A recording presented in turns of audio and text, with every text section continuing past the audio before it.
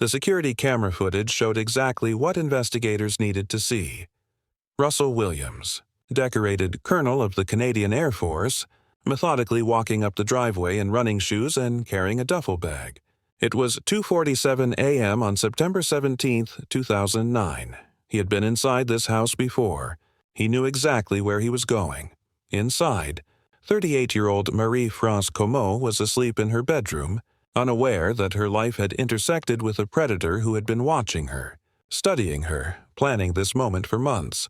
The security system she had installed for protection would record every second of what was about to happen. When police later analyzed the footage, they discovered Williams had disabled the alarm by entering a code he had memorized during previous break-ins. He had stolen her keys days earlier, duplicated them, and returned them without her knowledge. He knew her schedule, her habits, her vulnerabilities.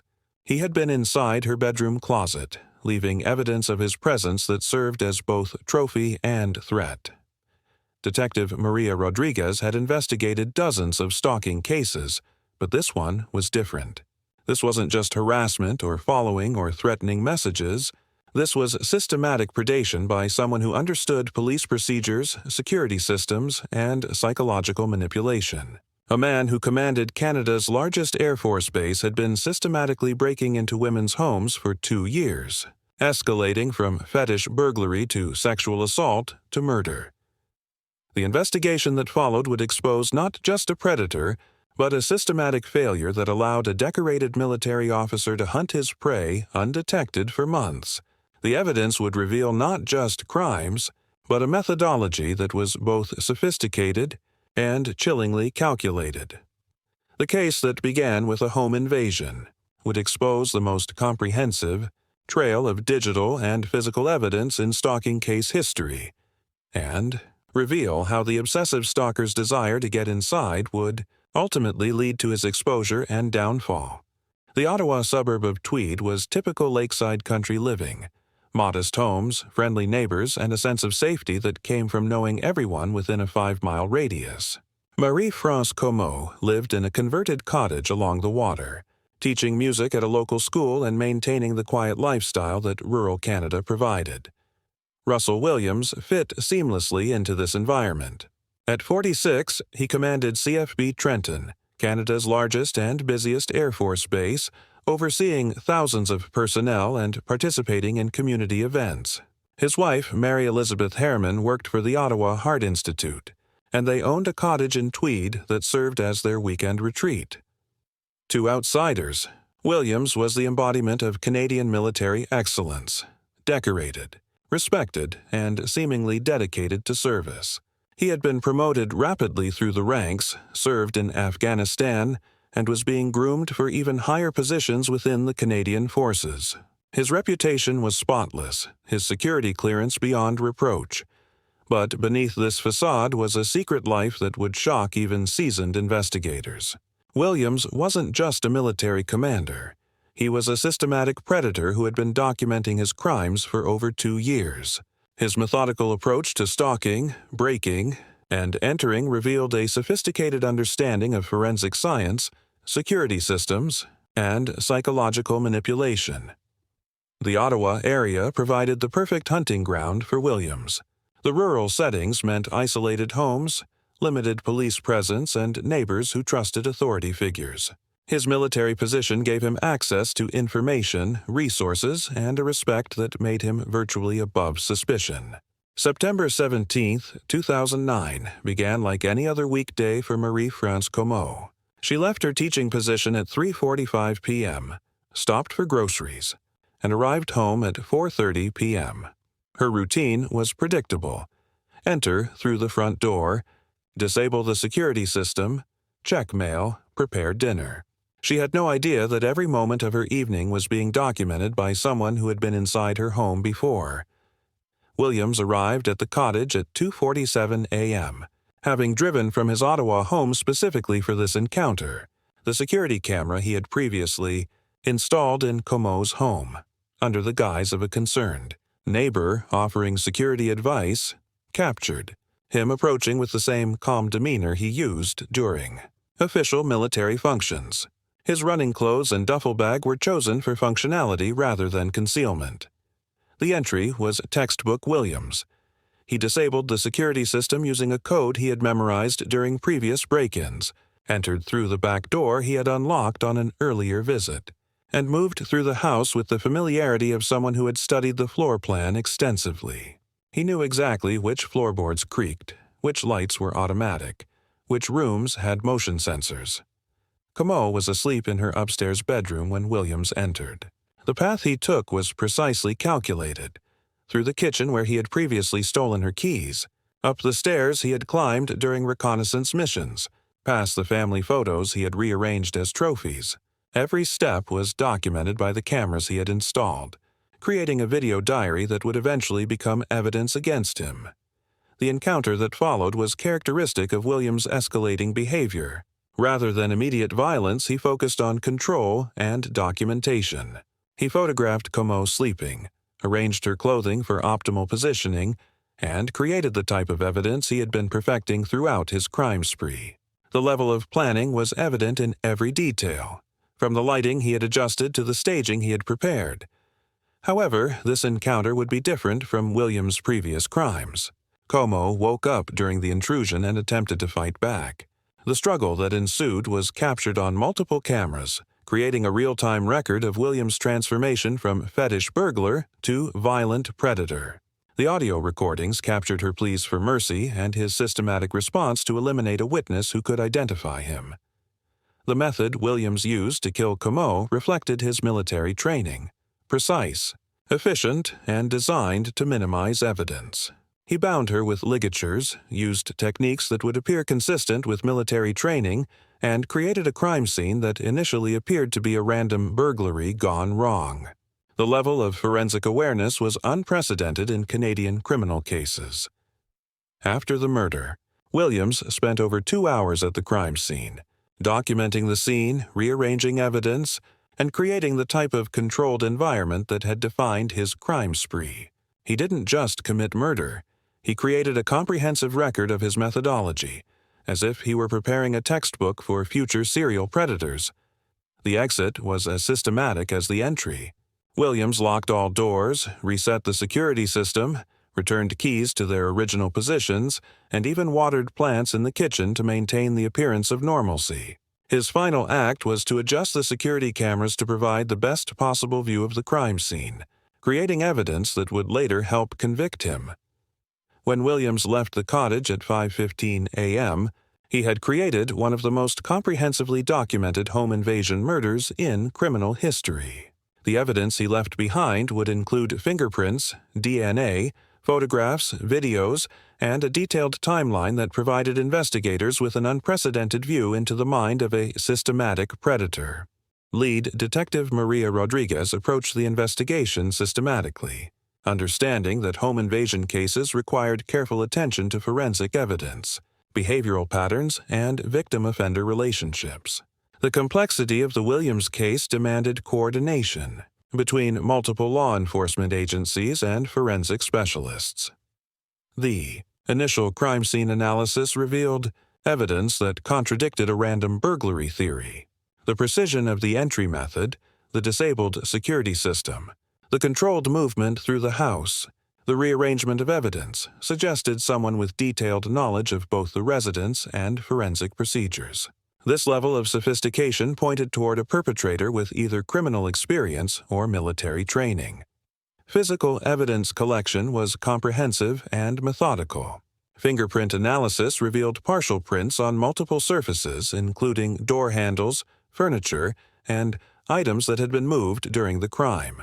DNA evidence was found on ligatures, clothing, and surfaces that the perpetrator had touched extensively.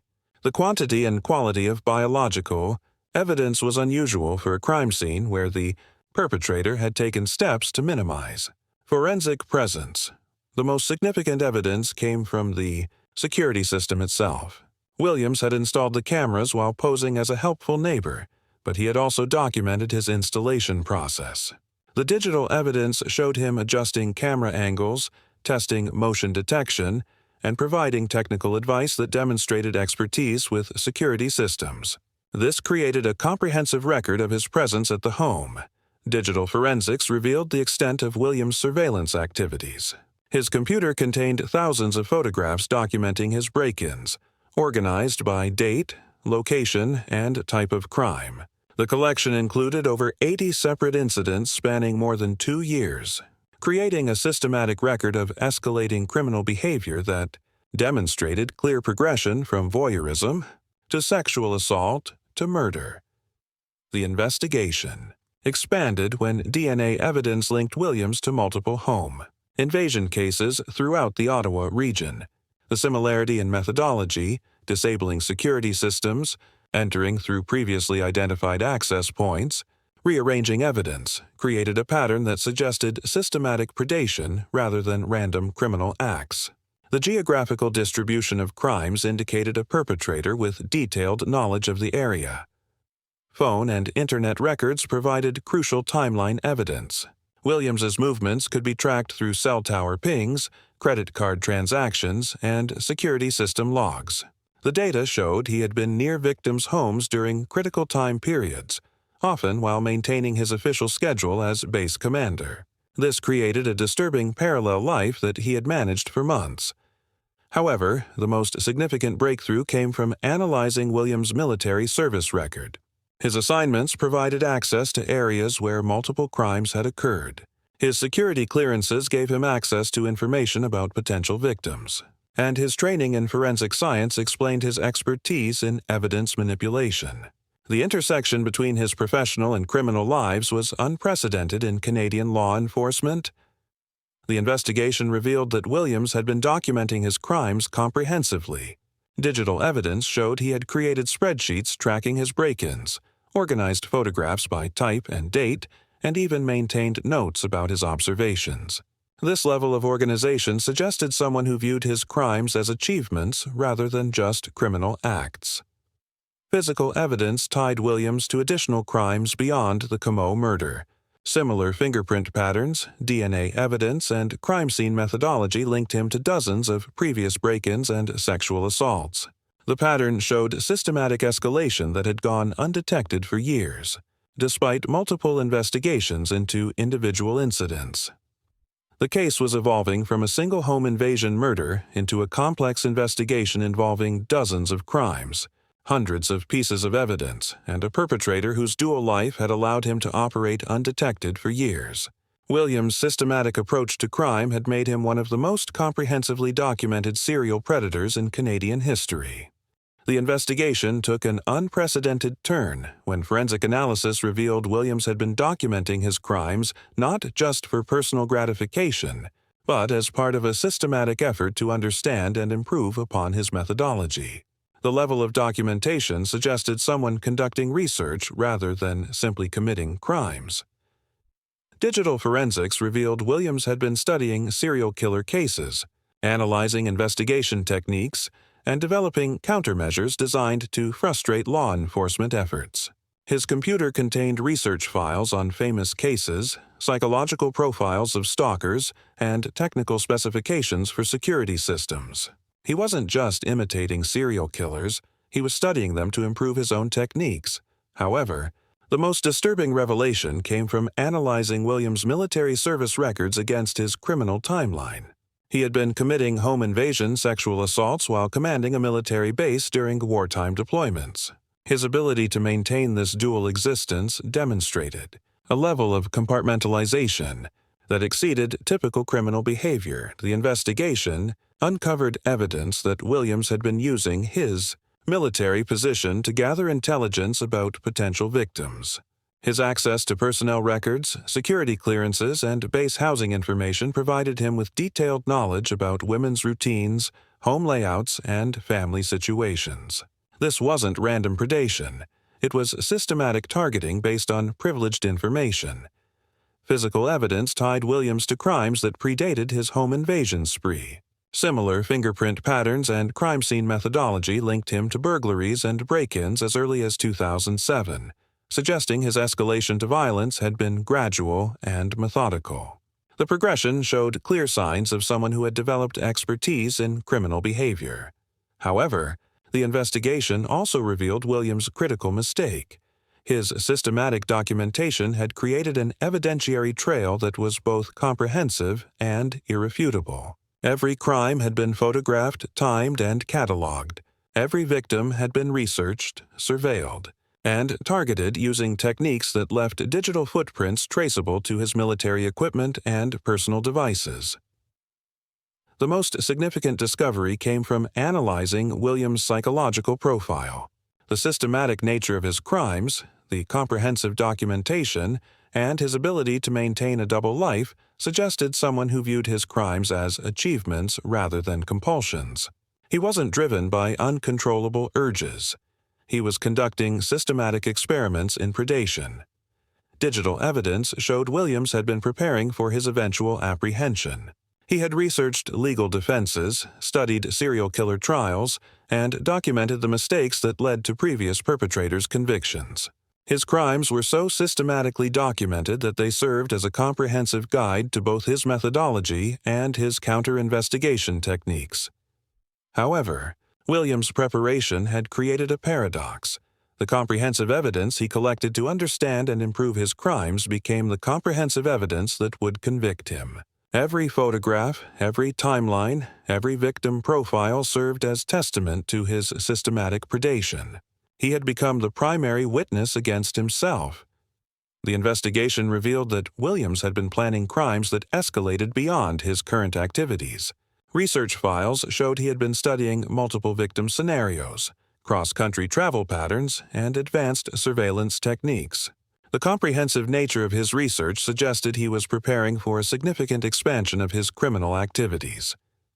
The final revelation was the most chilling. Williams had been preparing to eliminate witnesses. Research on his computer included studies of witness protection programs, evidence suppression techniques, and methods for eliminating multiple victims simultaneously. His systematic approach to criminal activity had been leading toward a catastrophic escalation that was prevented only by his apprehension. Case that began as a home invasion murder had exposed a systematic predator whose crimes represented the most comprehensively documented criminal spree in Canadian history. Russell Williams' need to document, analyze, and improve his crimes had created an evidentiary trail that left no doubt about his guilt and demonstrated the ultimate failure of systematic predation when confronted with systematic investigation. The trial of Russell Williams began in November 2010, with proceedings that would become a landmark in Canadian criminal law. The prosecution faced the unprecedented challenge of trying a high-ranking military officer who had systematically documented his crimes while maintaining complete denial of his actions. The case was prosecuted by a team led by Assistant Crown Attorney Robert Morrison, who presented evidence so comprehensive that defense attorneys recommended an immediate guilty plea rather than attempting to challenge the forensic proof. The evidence included over 80 break-ins, 2 sexual assaults, and 2 murders, all documented through Williams' own photography and videography. The prosecution's strategy was methodical. They began with the physical evidence, fingerprints, DNA, and crime scene documentation that provided irrefutable proof of Williams' presence at each crime scene. They then presented the systematic nature of his crimes, demonstrating escalation from voyeurism to sexual assault to murder. The comprehensive documentation Williams had created became the primary evidence against him. Digital forensics played a crucial role. Williams' computer contained thousands of photographs, organized by date and crime type, creating a systematic record of his criminal activities. The organized nature of this evidence demonstrated clear intent and premeditation rather than compulsive behavior. The prosecution argued that Williams had been conducting systematic research rather than simply committing crimes of opportunity. Victim impact testimony was particularly powerful. The women Williams had assaulted described the lasting trauma of his crimes, while the families of his murder victims detailed the permanent impact of his actions. The testimony demonstrated how systematic predation could create widespread fear in communities where residents had previously felt safe. The defense faced an impossible task: Attorney Michael Edelson recommended accepting responsibility rather than attempting to challenge evidence that was both comprehensive and irrefutable. Williams ultimately pleaded guilty to all charges, including 2 counts of first-degree murder, 2 counts of sexual assault, and numerous break-and-enter charges. The sentencing phase revealed the complexity of prosecuting systematic predation. Williams' military service, his high rank, and his lack of previous criminal record were considered as mitigating factors. However, the systematic nature of his crimes, the escalating violence, and the comprehensive documentation of his actions were viewed as aggravating factors that warranted the most severe punishment possible. The judge's decision reflected the unprecedented nature of the case. Williams was sentenced to life in prison with no possibility of parole for 25 years, the maximum sentence available under Canadian law. He was also sentenced to concurrent life terms for the other charges, ensuring he would spend the rest of his life in prison regardless of future legal developments. The military consequences were equally severe. Williams was stripped of all military rank, decorations, and benefits. He received a dishonorable discharge and lost his military pension. The comprehensive nature of his dismissal from the Canadian Forces demonstrated how criminal behavior could override decades of distinguished service. However, the case established important legal precedents. The prosecution of systematic predation based on comprehensive digital evidence showed how modern forensic techniques could document sophisticated criminal behavior. The coordination between military and civilian authorities demonstrated how complex cases could be prosecuted effectively. The comprehensive documentation of Williams' crimes also provided valuable insight into stalker psychology and escalation patterns. The systematic nature of his crimes became a textbook example for law enforcement training, while his methodology became a study subject for forensic psychology. The case demonstrated how systematic predation could be both sophisticated and vulnerable to modern investigative techniques. Williams' need to document and analyze his crimes had created evidence that was both comprehensive and irrefutable, ultimately leading to his conviction and life imprisonment. The Russell Williams case concluded with his life sentence in 2010, but its implications continue influencing criminal psychology, forensic investigation, and stalking case prosecution worldwide. The conviction established precedents for prosecuting systematic predation based on comprehensive digital evidence and demonstrated how sophisticated criminals could be vulnerable to modern investigative techniques. The case also highlighted critical failures in military security protocols. Williams' ability to maintain his criminal activities while commanding a major military base revealed vulnerabilities in personnel screening, security clearance processes, and command structure oversight. The comprehensive investigation led to reforms in military personnel tracking and security clearance procedures. But beyond legal precedents, the Williams investigation revealed fundamental truths about systematic predation. His documentation of crimes provided unprecedented insight into the methodology, escalation patterns, and psychological characteristics of systematic stalkers. The evidence he collected, intended to improve his criminal techniques, became the comprehensive case study that would help law enforcement understand and catch similar predators. The case demonstrates how technology can be both weaponized by criminals and used by investigators to uncover sophisticated crimes. Williams' use of digital cameras, security systems, and computer organization created evidence that was both comprehensive and irrefutable, ultimately leading to his exposure and conviction. The documentary closes with Detective Rodriguez's final reflection. Systematic predators believe their intelligence protects them from detection, but their need to document and analyze their crimes creates evidence more comprehensive than any witness testimony. Williams wanted to get inside his victims' homes and lives. The digital trail he left behind got inside his mind and exposed his crimes completely. The case serves as a reminder that sophisticated predators can operate undetected for years, but systematic investigation and comprehensive evidence collection can expose even the most methodical criminals. When obsessive stalkers finally get inside, everything changes, not just for their victims, but for the investigators who understand how to read the evidence they leave behind.